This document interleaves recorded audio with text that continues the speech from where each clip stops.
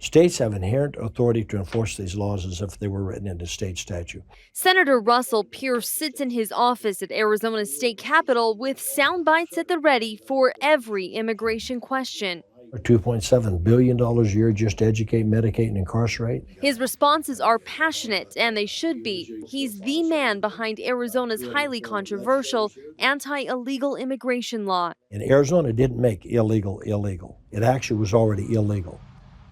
And illegal is not a race, it's a crime. And we're going to enforce it.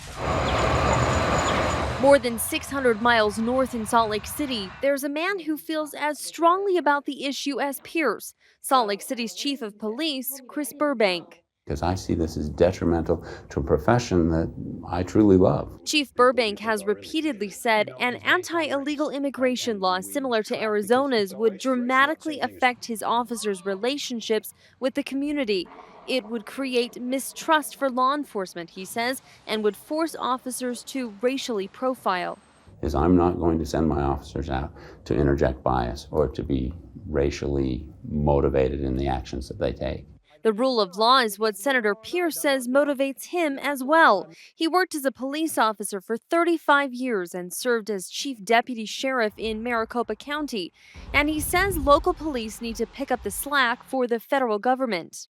Anybody that talks about border security and doesn't talk about interior enforcement really isn't sincere. What will you do if a law similar to Arizona's passes in Utah? How will you conduct business? That's the million-dollar question that remains to be seen. I mean, obviously my job is to uphold the law, but do we draw the line if the laws are biased or racist?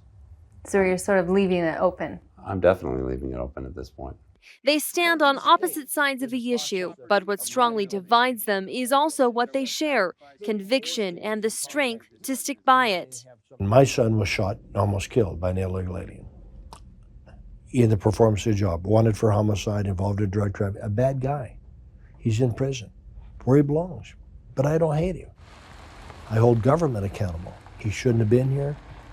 If the borders had been secured and our laws enforced. Both men say this is more than a political debate. It's a personal mission. Both have faced stiff criticism for speaking publicly, and both have accepted the backlash.